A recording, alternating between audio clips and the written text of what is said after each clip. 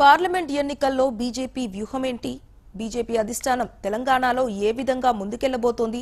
అసలు రాష్ట్ర నాయకత్వం ఎంపీ ఎన్నికలకు సిద్ధమవుతోందా లేదా ఇంకా వేచి చూసే ధోరణిలోనే అవలంబిస్తోందా?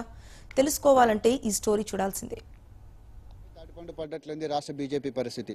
మొన్న జరిగిన అసెంబ్లీ ఎన్నికల్లో ఓటర్లు ఇచ్చిన తీర్పు నుండి తేరుకోకముందే ఎంపీ ఎలక్షన్ రావడంతో ఏం చేయాలో పాలుపోవడం లేదు రాష్ట్ర బీజేపీ నేతలకు. గత ఏడాది డిసెంబర్లో జరిగిన ముందస్తు ఎన్నికల్లో ఎదురైన పరాభవం నుండి తేరుకోకముందే పార్లమెంటు ఎన్నికలు సమీపించాయి. అసెంబ్లీ ఎన్నికల్లో 100కు పైగా స్థానాల్లో బీజేపీ అభ్యర్థులు డిపాజిట్ కోల్పోయారు. కానీ కొన్ని స్థానాల్లో గెలిచే అవకాశం ఉన్నా పార్టీ నాయకత్వం సరైన రీతిలో సపోర్ట్ చెయ్యకనే ఓడిపోయామని కాషాయ దళం అనుకుంటోంది. ఇదే సమయంలో పార్లమెంటు ఎన్నికలు ఊడిపడ్డాయి. సరిగ్గా నెల సమయం ఉండటంతో బీజేపీ నేతల్లో టెన్షన్ మొదలయ్యింది. అభ్యర్థుల లిస్టుపైన కూడా తర్జన భర్జన పడుతున్నారు. గత ఎన్నికల్లో పోగొట్టుకున్న పరువును ఈ ఎన్నికల్లోనైనా దక్కించుకోవాలని మదన పడుతుందట బీజేపీ. వీరి ఆశలంతా జాతీయ అధ్యక్షుడు అమిత్ షా, ప్రధాని మోడీపైనే.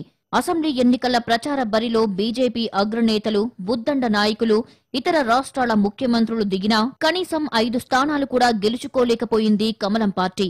ఇప్పుడైనా అగ్రనాయకులు తెలంగాణలో పర్యటించి బూస్టప్ ఇస్తారన్న ఆశావాద దృక్పథంతో వేచి చూస్తున్నారట.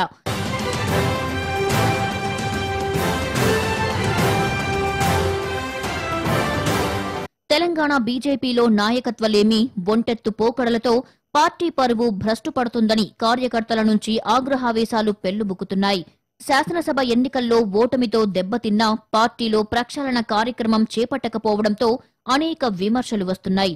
లోక్సభ ఎన్నికల నేపథ్యంలో అధికార టీఆర్ఎస్ కారు వేగంతో దూసుకెళ్తుంటే బీజేపీ మాత్రం ప్రచార పర్వంలోకి దిగకుండా వేచి చూసే ధోరణి అవలంబించడంతో కార్యకర్తలు అసహనానికి గురవుతున్నారు.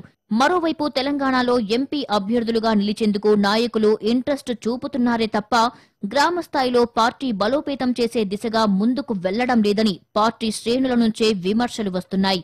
బీజేపీ జాతీయ అధ్యక్షుడు అమిత్ షా ఎప్పుడు తెలంగాణకు వచ్చినా ఇక్కడి నాయకత్వంపై మొట్టికాయలు తప్పడం లేదు. అయినా ఇక్కడి నేతల తీరు మాత్రం మారడం లేదు.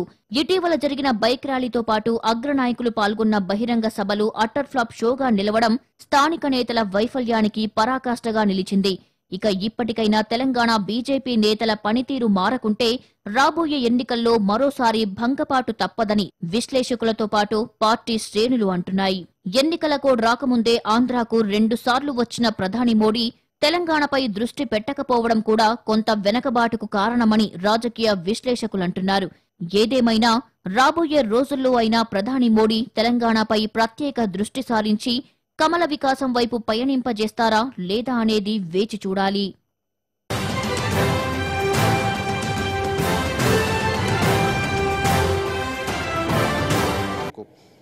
భారమంతా ప్రధాని నరేంద్ర మోడీ, జాతీయ అధ్యక్షుడు అమిత్ షాలపై వేసి ఈ ఎన్నికలకు వెళ్తామంటున్నారు కాషాయ నేతలు. మరి వీరి పనితీరు, వారి ప్రభావం ఎంత మేర ఉంటుందనేది మాత్రం పార్లమెంట్ ఎన్నికల వరకు వేచి చూడాల్సిందే. కెమెరామెన్ దశరథ్తో కిరణ్ భారత్ టుడే, హైదరాబాద్.